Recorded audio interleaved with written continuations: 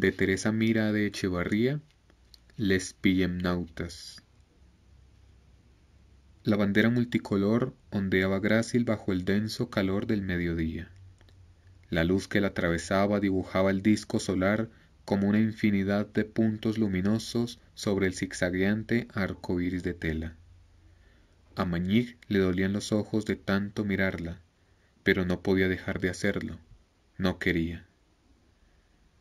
Aquella bandera representaba toda su identidad, la de su piel de tierra madre, la de su cuerpo y sus deseos que se negaban a ser encasillados, la de sus sueños construidos con la materia pura de las mismísimas estrellas.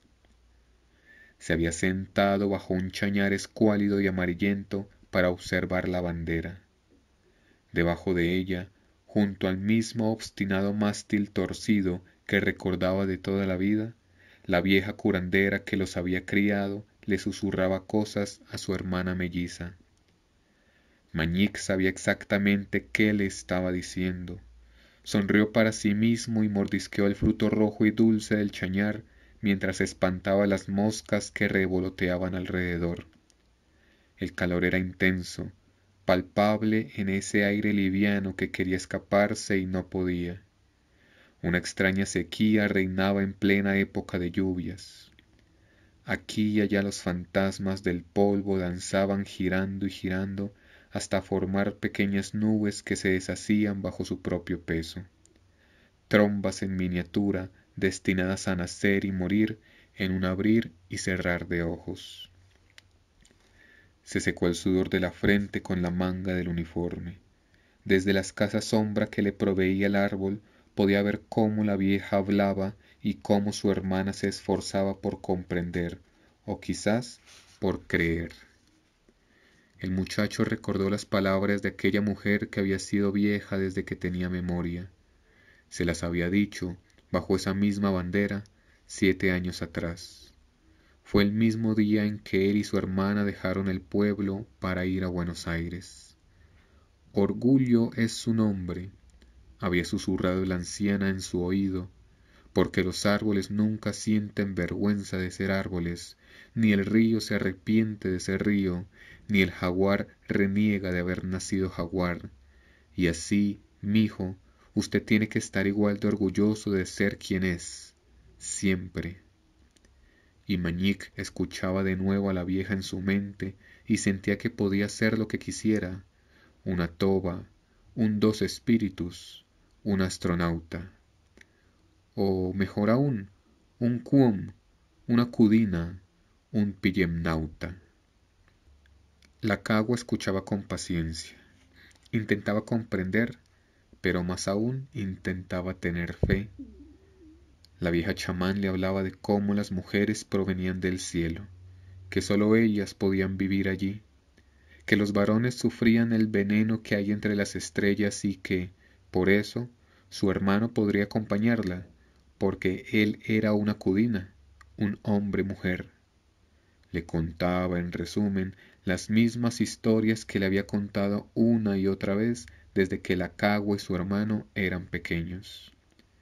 En aquel entonces solían sentarse los tres alrededor del fogón, y mientras ellos comían arrope de chañar, la vieja tomaba grandes sorbos de aloja de algarrobo.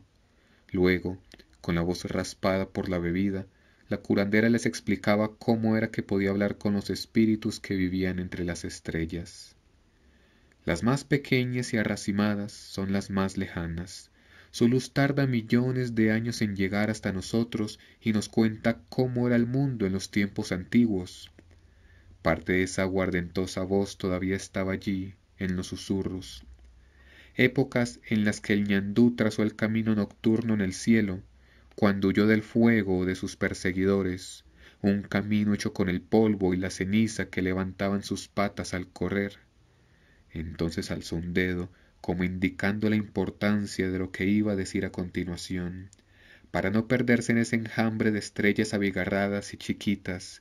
Mija, usted tiene que dejar que el viento bueno la guíe, porque el viento bueno mueve las nubes oscuras como el carbón que nublan las estrellas y le muestra de dónde viene usted y le permite escuchar a los espíritus buenos.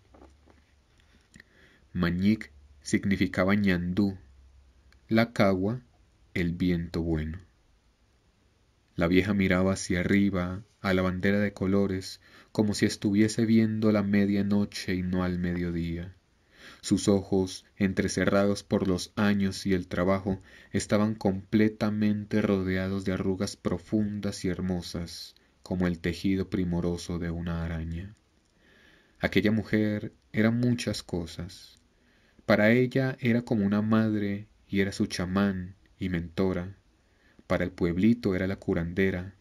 Para el mundo, una de las mejores astrónomas de Sudamérica, una catedrática en harapos que daba videoconferencias en 7 idiomas por la red global y cantaba encantamientos para curar la melancolía en su lengua natal.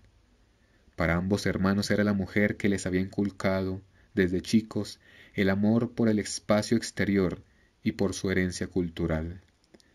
Los espíritus entre las estrellas más chiquitas y lejanas son los más sabios, porque la sabiduría no es un destello cegador y rápido, sino una ascua tenue que perdura. Los ojos de la mujer miraron entonces aún más lejos, pero no en el espacio, sino en el tiempo, y agregó: Usted sabe, mija, que fueron esos espíritus buenos los que me guiaron por la orilla del río hasta que oí el llanto de usted y su hermano cuando eran 2 bebés. La cagua pasó una mano por los hombros encorvados de la anciana. Las lágrimas permanecían en su rostro como cristales inmovilizados por las arrugas. Un amor silencioso y antiguo anidaba dentro de esos cristales. La muchacha miró por sobre su hombro y vio a su hermano sentado debajo de un chañar. El joven tenía el mentón apoyado sobre las rodillas huesudas y los ojos clavados en la bandera. La cagua deseó tener la confianza de él, y deseó no tener ella misma tanto miedo a lo que les esperaba. Caminaron en silencio por la orilla del río. El Bermejo corría lento y color tierra, un corso de agua de llanura tan cansado del calor como ellos dos. Sobre la ribera de barro reseco que parecía cortada con un cuchillo, una galería tupida y sedienta de árboles se inclinaban sobre la frescura lodosa del líquido. Una vegetación febril, apenas agarrada a la endeble pendiente de barro con sus raíces temerosas. El calor era peor allí. El poco viento que soplaba era húmedo y pegajoso. La cagua comenzó a quitarse la ropa mientras se encaminaba cada vez más rápido hacia el río. Mañic sabía que hubiese sido en vano tratar de disuadirla. Al llegar a la orilla, la muchacha saltó desnuda desde un despeñadero hacia la profundidad marrón del Bermejo. Su hermano esperó verla reaparecer desde el interior del agua oscura como una Venus ribereña, nacida de la espuma fangosa de un río sudamericano. Así es como la veía él, hermosa y fuerte, sin la fragilidad ni la suavidad de un cuadro de Botticelli, sino con el espíritu inteligente de una de esas poderosas figuras de barro cocido.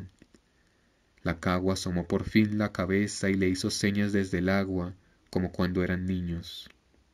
Mañic se sentó en el borde del corto barranco y comenzó a sacarse la ropa con lentitud, doblándola prolijamente mientras se reía del reguero disperso que formaban las prendas que había dejado la cagua al desnudarse mientras corría.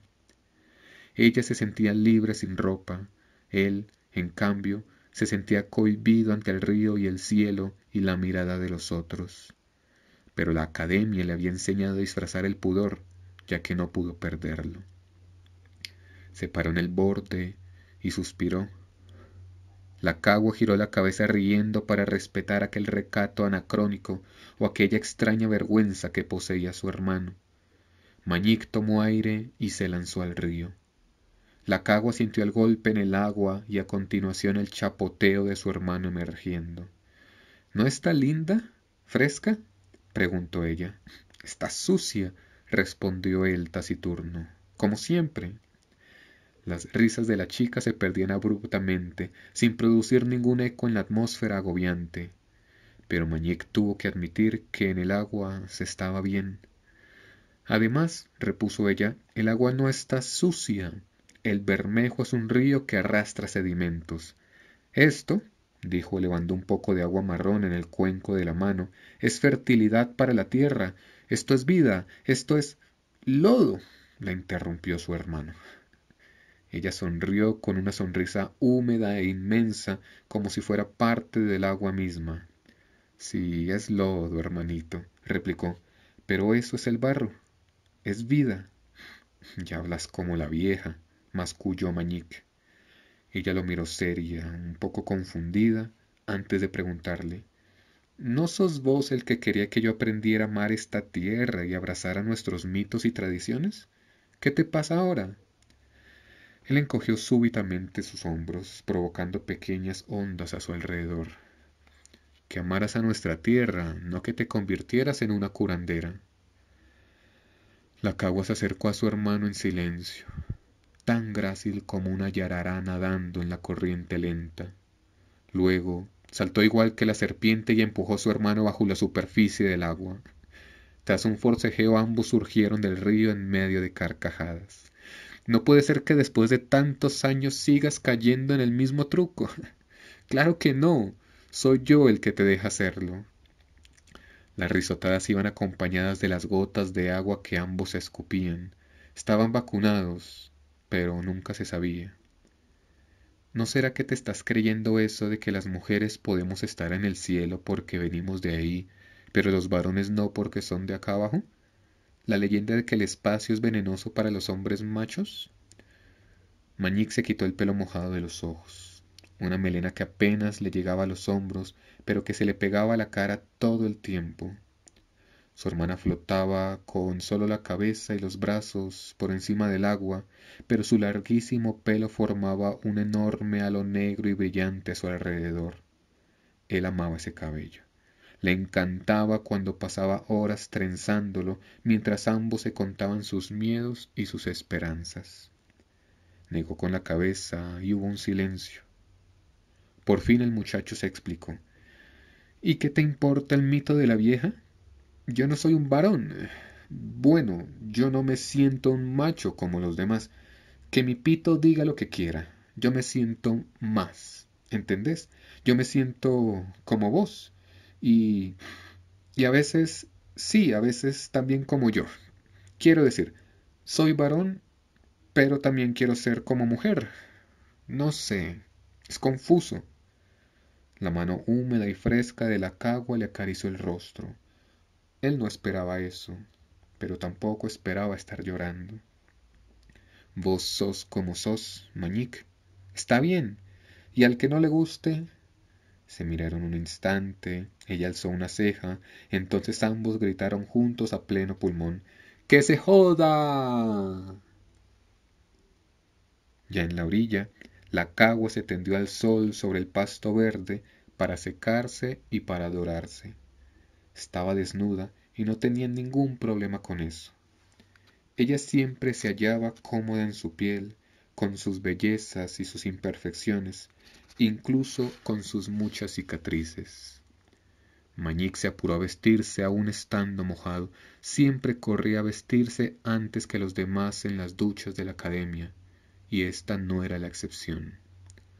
No era que lo incomodara la desnudez de su hermana. Habían crecido en pelotas, como se decía por allá, pasando toda su infancia prácticamente desnudos en el calor formoseño, así que para ellos no había ninguna connotación sexual o vergonzosa en aquello. Eran como seres en el paraíso antes de que la gran yarará del cielo les diera a probar una manzana para que pudieran entender lo bueno y lo malo de este mundo. Juntos eran y volvían a ser inocentes. Lo que Mañique sentía era incomodidad consigo mismo, no con su hermana o con sus compañeras, compañeros y compañeres de la academia. Se sentó junto a la cagua. Te va a hacer mal el sol. Hoy pica. Ella se hizo una víscera con la mano y lo miró desde el piso. ¿Tenés protector solar? Mañique se encogió de hombros. Entonces, ¿pa' qué hablas? Repuso ella. El muchacho comenzó a reírse por lo bajo. ¿Y ahora qué te pasa, Ñic? Él la miró serio. Hacía mucho que no usaban los sobrenombres de su infancia. Nada, cagua, enfatizó él. Solo me da risa cómo volver acá nos hace hablar no solo en nuestro idioma natal, sino con los modismos de siempre. Es como si el tiempo no hubiese pasado, como si no hubiéramos estado estos últimos 7 años hablando en porteño y después en universal. Miró el río lento que se arrastraba frente a ellos y agregó, es como si con cada minuto volviéramos a ser más los de antes. La cagua se irguió un poco, apoyándose en sus codos mientras fijaba su vista en el mismo río que él miraba. A mí eso no me da miedo, susurró la chica. Vos sabés cuánto quise siempre salir de acá, incluso de Buenos Aires, lo que me costó volver con todo y lo que quiero a la vieja. Mañica sintió en silencio. Él nunca había tenido problemas en compaginar el ser astronauta con ser pueblerino o ser indio, como le decían de chico los que lo querían insultar. La cagua era otra cosa. Para ella viajar al espacio no solo era un sueño compartido, su razón de vivir, sino que era el modo de alejarse para siempre de aquel lugar. Era raro y también común. En estas tierras, aunque siempre habían existido quienes amaban su patria y su suelo con toda su alma, pese a la pobreza, la periferia o las incomodidades, gente que valoraba su riqueza y se enorgullecía de su origen, como él, y también gente que quería escapar hacia un lugar mejor, si es que eso existía, gente buena y generosa, pero cansada de sufrir o de ver de lejos lo que nunca podría tener o lo que nunca podría ser, como su hermana. Y sin embargo, ¿quién lo diría? En pocas semanas esos dos jóvenes, nacidos en un país periférico al sur de todo, iban a viajar hasta las mismísimas estrellas, al centro de la galaxia. Hacía 7 años la vieja los había enviado, siendo aún adolescentes, a la Universidad de Buenos Aires. Luego, tal como la propia vieja lo había predicho, ambos se habían ganado con estudio y sudor un lugar en la legendaria academia, allá arriba, en la cara oscura de la luna, el lugar donde se habían formado los astronautas durante los últimos 200 años. Mañic, ¿podemos quedarnos acá así como estamos hasta que se haga de noche? ¿Hasta que se vean las estrellas? De pronto la voz de su hermana parecía otra vez la de una niña pequeña. Claro que sí, Cahuita, respondió Mañic, y puso su mano protectora sobre el hombro de la cagua. Detrás de ellos el sol estaba tiñendo de rojo y violeta el borde del mundo, pero al frente, allá donde se perdía el río, comenzaba a ascender Sirio, la más brillante de todas las estrellas. Miles de puntos de luz, titilantes como luciérnagas, se hicieron visibles con la oscuridad creciente de la noche. Eran los destellos de los motores de las naves al despegar desde la órbita de la Luna hacia otros sistemas planetarios. Pronto, ellos dos remontarían el río de estrellas de la Vía Láctea hasta llegar a su corazón. Algo considerado imposible, demasiado lejano, demasiado difícil, algo con lo que la humanidad había fantaseado desde hacía millones de años al mirar el cielo nocturno, pero que ahora se vislumbraba como un gran sacrificio. Claro que sí, repitió Mañic para sí mismo. El tronar de los motores era inaudible, pero se sentía en la piel y en las entrañas, frecuencias de sonido más allá del oído humano que resonaban en su sangre. En realidad, aquellos ni siquiera eran motores, sino algo mucho más complejo, dobladores de espacio. Del mismo modo, tampoco podía hablarse de una nave espacial propiamente dicha. Era más bien un dispositivo capaz de colocar a sus tripulantes en un sitio y, con un poco de suerte, recuperarlos luego de unos segundos. Un viaje de menos de un minuto no parecía la gran cosa, pero el lugar al que los mellizos iban a viajar podía implicar para ellos un lapso de tiempo que iba desde horas a siglos, dependiendo de la distancia respecto del centro galáctico a la que fueran enviados, y no iban a enviarlos al mismo sitio. La cagua fue la primera en sentir el efecto del espacio descuartizándose a su alrededor. La burbuja de realidad en la que estaba encerrada era un universo en sí mismo y estaba hecha de sus propios pensamientos. El problema era que no podía controlar esos pensamientos. El cielo era de un gris perfecto, como la amenaza de una tormenta de verano. Los árboles, si es que eso eran, no tenían hojas y casi no tenían ramas, solo un tronco delgado y alto, muy alto, que mezclaba el color del lodo del río con el de la arcilla de la costa. La cagua estaba enfundada en un traje espacial antiguo, como los que aparecían en los libros de historia, algo inmenso e incómodo. Sin embargo, se sentía liviana mientras caminaba entre los arbustos que tapizaban el suelo del bosque y le llegaban hasta la cintura. Unas plantas con las hojas y los tallos rojos, salvo por sus flores que eran como ramilletes de espuma rosada. Una lluvia constante de pétalos rojos caía desde la copa de aquellas cosas que parecían árboles, pero no se sentían como tales. La cagua no tenía idea si hacía frío o calor en ese lugar, si el aire era respirable, si tan siquiera existía o era un espejismo, es decir, la forma en su mente interpretaba lo que la rodeaba. Caminó liviana y sin esfuerzo por lo que le parecieron kilómetros, atravesó hondonadas y colinas, pero el bosque no cedía, ni los arbustos rojos, ni la lluvia de pétalos bermellón. De pronto, como si despertara de un sueño, pensó en Mañik. ¿Dónde estaría su hermano? ¿En otro mundo como ese? ¿En el medio del espacio? ¿A dónde lo habría transportado el dispositivo? Si se encontraba más cerca del corazón de la Vía Láctea, estaría más cerca del agujero negro supermasivo que habitaba en el centro de la galaxia. Se trataba de una estrella millones de veces más grande que el Sol, muerta y derrumbada sobre sí misma, un coloso capaz de tragarse la luz y cuya gravedad era tan poderosa que, en sus cercanías, el espacio se curvaba sobre sí mismo y el tiempo prácticamente se detenía. La cagua recordó que se suponía que no debía llorar dentro de un traje antiguo como ese, que la humedad podría condensarse en los mecanismos de supervivencia, pero no pudo evitar hacerlo. Si Mañica estaba más cerca del agujero negro que ella, su tiempo, el reloj biológico de su hermano, correría mucho más lento. Y si ella misma era quien estaba cerca del centro de la galaxia, era su propio tiempo el que iría más lento que el de su hermano. Pero de una manera u otra, la cagua supo que lo que ambos temían, que aquello por lo que la propia academia había tenido reticencias en enviarlos pese a ser los mejores candidatos, se estaba haciendo realidad en ese mismo instante. Mañik cerró los ojos y sintió cómo se desvanecía la mano de su hermana en la suya. Los estaban transportando. Su mente no tenía otro horizonte de pensamiento que el agujero negro. Si lo colocaban en el sitio adecuado, demostraría que el cielo también era para él, que el universo no era venenoso para un Toba, que sus sueños podían hacerse realidad.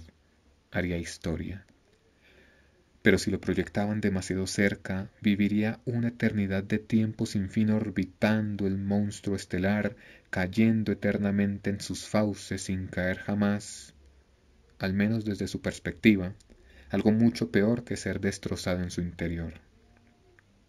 Accionó el reloj. Si todo salía bien, tenía apenas unos segundos para realizar las lecturas que necesitaba. Segundos de su tiempo, no del que corría para los técnicos allá en la Tierra.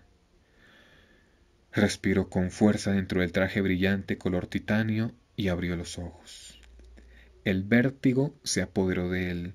Estaba frente a la cosa más incomprensible que un ser humano pudiese haber visto. Un anillo de luz deformada mezclado dentro de otro anillo idéntico, reluciendo en el arco iris completo del espectro visible, como una bandera, pensó, y todo eso contenido dentro de una esfera de espacio contorsionado que no podía verse pero sí sentirse. Equivocado. No tenía otra palabra para describir aquello. Era como si al espacio le hubiesen dado vuelta como a un guante y luego retorcido dentro de sí mismo. No había forma de pensarlo o imaginarlo, y aún así, allí estaba, justo frente a él. Era demencial. Sentía que se volvería loco si lo miraba el tiempo suficiente y que nunca vería algo más sublime y hermoso en toda su vida. Los aparatos integrados a su traje recogían más datos de los que podían contener. Mañik estaba exultante de felicidad. Estiró una mano hacia lo que podía estar a millones de kilómetros de distancia o a tan solo unos centímetros, y sintió el tirón. Algo lo atraía y no solo a su cuerpo. Su mente, sus recuerdos, su misma existencia eran arrastrados hacia el agujero negro. De pronto Mañik se sintió caer, y la caída no tenía fin. No parecía haber ningún sitio, ningún suelo hacia donde descender, pero era evidente que ya no flotaba, caía hacia algún lado. Entonces el espacio se revolvió dentro y fuera de él. El tiempo se aceleraba y desaceleraba a empujones, lento, rápido, vertiginoso. Los contornos de la estrella anular y muerta se volvieron borrosos, pero otros comenzaron a cobrar forma en su lugar. Sintió el golpe de su espalda contra los vidrios, su cuerpo atravesando el tragaluz del techo de aquel edificio en penumbras. Caía de espaldas por el hueco de una escalera. Los vidrios y restos de la ventana del techo lo acompañaban, cayendo a su lado. Se sintió estúpido teniendo más miedo de una caída dentro de un edificio que en las cercanías de un agujero negro. Entonces, todo se detuvo. Los vidrios estaban quietos en el aire, no flotando, sino quietos, detenidos en el tiempo, igual que él.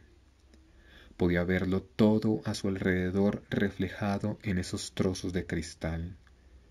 Era un edificio antiguo, abandonado, con las paredes llenas de grafitis y las tuberías al descubierto.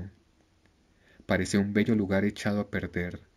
Había mosaicos aquí y allá, y la balaustrada de la escalera de mármol gastado parecía hecha de hierro forjado, con hermosas figuras carcomidas por la herrumbre. Una bicicleta rota y varias bolsas negras de basura complementaban el paisaje. Y, claro, estaba él mismo, una figura brillante, con casco y traje completo de un dorado suave, salvo por el visor opaco y negro. Un astronauta suspendido en medio del aire, entre vidrios detenidos en el tiempo. No se le ocurrió pensar en por qué estaba en un edificio terrestre, ni siquiera cuestionó aquello. Solo supuso que estaría allí por siempre. Apenas se atinó a gritar el nombre de su hermana cuando se reinició la caída. Los pétalos rojos comenzaron a arremolinarse alrededor de la cagua. Giraban enloquecidos mientras un viento impetuoso sacudía en olas concéntricas el mar de arbustos escarlata.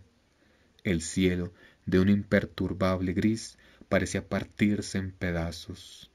Nubes desgarradas iban y venían en diferentes direcciones.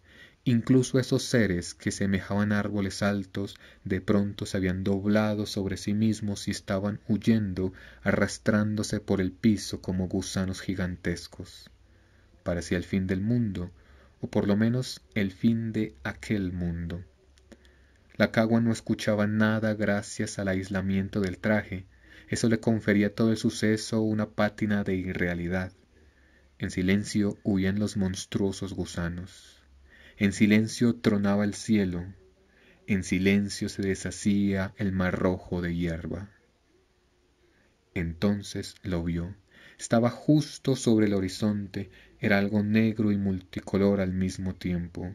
Era un hueco en la realidad, un pedazo de nada, un agujero perfectamente negro. Y, delante de él, Mañik brillaba en su traje dorado. Ahogó un alarido de sorpresa mientras todo se deshacía. Por alguna razón comprendió que ella era la fuente del viento y que su hermano debía correr hacia el cielo si quería salvarse de ese mar de fuego herbáceo. Estiró los brazos hacia él y las ondas de viento y tormenta se dirigieron hacia donde estaba su hermano. Apenas logró ver cómo Mañik ascendía hacia lo alto, dejando un rastro de estrellas detrás suyo. Una miríada de puntos que brillaban como cristales rotos o diamantes molidos. Luego volvió a la realidad. a la escotilla del dispositivo, a la plataforma de lanzamiento en la academia en la cara oculta de la luna. Habían pasado 3 meses, le dijeron, desde que partiesen. Su hermano no había podido regresar aún. Mañic golpeó el suelo con fuerza. Le dolía el cuerpo, pero aún más el interior de su cabeza. Las cosas no parecían tener sentido. Era como si estuviese de pronto en la academia, pero no en la academia que él conocía. Las imágenes, así como el sonido y los demás objetos de los sentidos, entraban y salían de foco al compás de los latidos en sus sienes. Se desmayó varias veces antes de poder sentir que al fin lo habían colocado en una cama, que se hallaba en el límite entre el sueño y la vigilia, sin poder definirse por uno u otro estado, y que la cagua estaba sentada junto a él, aunque de cierta manera no lo estaba. Sabíamos que esto pasaría, hermanito, solo que nunca imaginamos que sería así. La cagua se encontraba sentada al otro lado del cuarto. Por momentos parecía una anciana de 1000 años, por momentos una niña pequeña. A veces era la Lacagua que Mañic recordaba, joven, casi adolescente, pidiéndole que se quedaran al borde del río aquella noche, esa última noche perfecta. Pero Mañic sabía que no era la Lacagua quien envejecía o rejuvenecía a voluntad, sino que era él mismo quien hacía que aquella saltara en el tiempo adelante y atrás sin control. A veces podía ver a su hermana embarazada, a veces veía a sus sobrinos, a veces la veía rodeada de sus bisnietas. A veces, si se concentraba, se le aparecía como en realidad era en el tiempo en que su cuerpo vivía, una mujer bella, madura, una científica de renombre que había hecho historia y había vivido toda una vida sin él. La cagua había retornado 3 meses luego de partir hacia el agujero negro, pero Mañic había vuelto 50 años después. Supongo que subiste al centro del cielo, hermanito, y abriste el camino. Desde tu regreso ya podemos viajar seguros por la Vía Láctea gracias al espacio-tiempo que cartografiaste. Lo lograste. Te convertiste en un astronauta. Más que eso, ahora sos un pillemnauta, un navegante del cielo Quom en todo derecho. Y sos un héroe para la humanidad. Allá abajo en la tierra hacen fiestas en tu nombre. A Mañic seguía costándole hablar. Para él no habían pasado más que unos segundos, algunos minutos tal vez, desde que estuviese frente al agujero negro. Todavía seguía siendo un joven, casi un adolescente, pero frente a él no solo estaba su hermana y su mundo 50 años más viejo, sino que el tiempo mismo se abría y plegaba, se retorcía y contorsionaba, mostrándole el pasado y el futuro, tantos los reales como los posibles. Era como si Mañic estuviese viviendo no su vida, sino sus millones de vidas posibles, todas a la vez. Pensamos, logró articular el muchacho al fin, que uno de los dos sería joven y el otro anciano, que el tiempo que el agujero negro detendría para uno de nosotros sería más que para el otro, y así fue. Pero tenés razón, hubo algo más, algo que nadie esperaba. ¿No, Cahuita? Sonrió al llamar con un diminutivo a una mujer que podía pasar por su madre o su abuela. Sí, la vieja nos diría que yo tracé el camino del ñandú y toqué el mundo de los espíritus y por eso vivo como ellos, en todo tiempo al mismo tiempo, convocando toda posible realidad a la vez. Tosió, y frente a sí estaba una lacagua de 5 años de edad, mojada como cuando salía del río. Mañic se pasó una mano por los ojos y sintió el flujo del tiempo revolverse de nuevo. Entonces su hermana tuvo otra vez 15 años y le estaba tendiendo la mano. Al tomarla se volvió una anciana y, en un instante, volvió a tener la misma edad que él, la de 50 años atrás. No era un espejismo, lo sabía. Él podía hacer que el tiempo y la realidad fluctuaran a voluntad y ya estaba aprendiendo cómo hacerlo. Y la vieja hubiera dicho que yo convoqué al viento bueno en ese planeta, el viento que permite ver las estrellas correctas, y eso fue lo que te guió de vuelta, agregó la cagua mientras se miraba a sí misma, joven y mojada, y se tapaba con uno de los almohadones del sillón. Antes el pudoroso era yo, dijo Mañique entre espasmos de frío y calor a medida que el tiempo corría más o menos deprisa a su alrededor. ¿Qué pasó? La Cagua lo estudió con cuidado. Sin dudas aquel era su hermanito de hacía 50 años atrás, pero dentro de él había algo que no tenía edad, algo sabio y eterno. Bajó el almohadón riendo. Sintió vergüenza de haber sentido vergüenza ante su hermano mellizo, su otra mitad. El cariño de Mañique era como siempre había sido, sincero, y su mirada seguía siendo la misma, pura e inocente. Ella había vivido tantos años y había tenido tantas experiencias que había olvidado cómo era ser así de joven, cómo era ser así de sincero y honesto. Recogió el almohadón de nuevo, dudó y lo tiró por fin al suelo. Es difícil, Mañique. Pasaron muchas cosas mientras no estabas. Me casé, me divorcié, me casé de nuevo. Tengo 3 hijos y 2 nietas. Sufrí mucho, gocé mucho. Crecí también, dijo con un gesto ante su propia desnudez. Parece que perdí algo de frescura en el camino, incluso algo de confianza. ¿En mí? Atinó a preguntar Mañique con asombro. La Cagua se puso muy seria antes de responder. No, hermanito, en el mundo. Él meneó la cabeza. En alguna parte de su mente entendía todo lo que ella le decía. En otra parte de su cerebro no podía ni imaginarse de qué estaba hablando. Y en un tercer lugar, muy al fondo de su conciencia, allí donde habitaban los siglos y los eones, ya había superado todas esas cosas. En ese sitio sin tiempo de su entendimiento sabía que volver a ser simple, bueno e inocente era mucho más sencillo de lo que todos pensaban, tan simple como tener el coraje de elegir quién ser. Quizás así te sientas más cómoda, y yo también, dijo él en un susurro mientras se concentraba con todas sus fuerzas en su deseo más profundo. Al menos ahora puedo convertirme en quien siempre deseé y debí ser. La Cagua no pudo contener las lágrimas de alegría al ver a su hermano cambiar delante de sus ojos. Mañique estaba tan feliz y tan hermosa que la Cagua corrió a abrazar a su hermana.